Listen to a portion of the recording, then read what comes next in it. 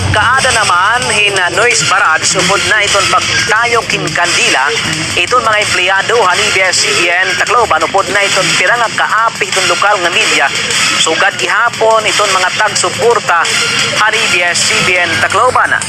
Inin nga kaparte lagi hapon iton aktibidad iton pakigbisog iton ABS-CBN para iton prangkisa.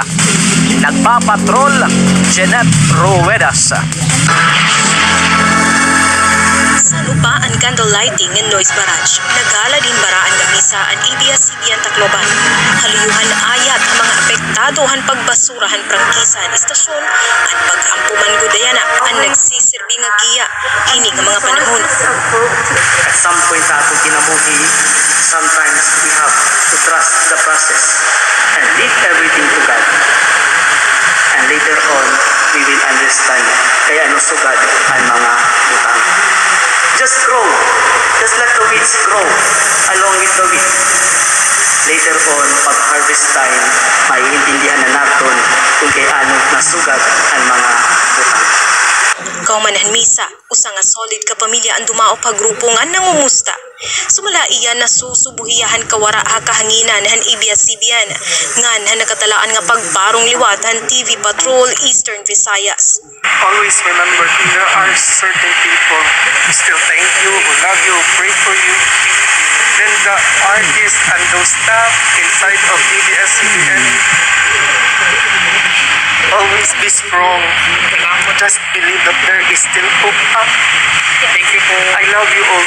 Nakiusa naman han noise barrage ngan candle lighting ang pirang nga kausa han media han ABS-CBN. I don't want to be emotional, but my love and my heart goes to all my friends in ABS-CBN. We support you all the way. And we will forever be your kapamilya. Whatever happens, we will always be here for you. Pira pa nga individual ang nakiusa liwat hini. Ang pira nga nangangagi, nagkusina para igpadangat ang irang pagsuporta. Naisalpa ang mga pamilya, ang mga anak na umaasa lamang sa mga empleyado ng ABS-CBN. Iniansyahan nga higayon nga gumawa sa kakalsadahan ang mga empleyado han ABS-CBN Tacloban para hini nga higayon igpaabot ang boses kahuman nga patayon han 70 nga kongresista ang pakabuhi han sobra 11,000 nga empleyado han ABS-CBN. Bisan ang ginkukonsidera nga Jolly DJ han MOR Tacloban ni Ate Jaja na parungan anay hin kalipay nga naliwanan hin kasubo tungod han gindangatan. Ang deserve po namin ngayon ay ang pagmamahal, pagdarasal at respeto po ng bawat kapamilyang Pilipino. So yun, sana lang mabigyan ng justice yung pangyayaring ito sa lahat ng empleyado. Kasi hindi nyo po mararamdaman yung nararamdaman na sakit na nararamdaman ng mga empleyadong nawala ng trabaho dahil po sa desisyon ng Kongreso. Nasusubuliwat ni ABS-CBN Tacloban News Head ni Sharon Evita Carange nga bagabagahin nangalimtan han pira nga igkasi Yolanda survivors ang naibulog ng news team nga pagsakripisyo nga igbus pa maghungit han reporters ngan cameraman han ABS-CBN Tacloban para igpadangat ha bugos nga kalibutan an mapait nga gindangatan han Eastern Visayas didahan maglasurbo ang bagyo Yolanda. Hindi namin mapapantayan siguro yung sakit na naramdaman nung mga namatayan during Yolanda. Pero wag naman. Wag nyo naman kaming i-bash just because of that.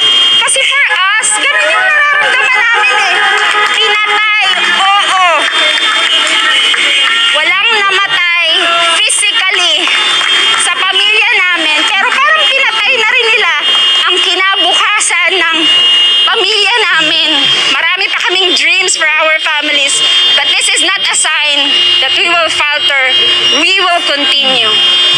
Ini padayon ang serbisyo publiko han ABS-CBN.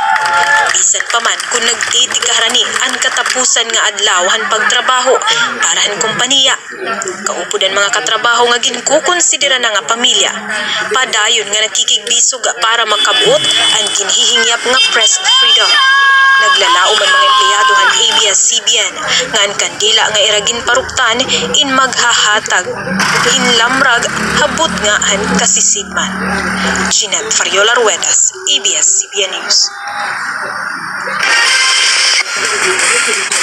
Nagpakita naman hinsuporta iton mga estudyante han Visayas State University Habaybay City Leyte ngadto ha ABS-CBN. Ang mga naukoy ha Mabulo Men's Home nga usa iton mga college dormitory han mao nga universidad nagtayog kin mga kandila para suportahan iton iginpapakiktiso kan mga empleyado han ABS-CBN nga nawawarayan na din trabaho.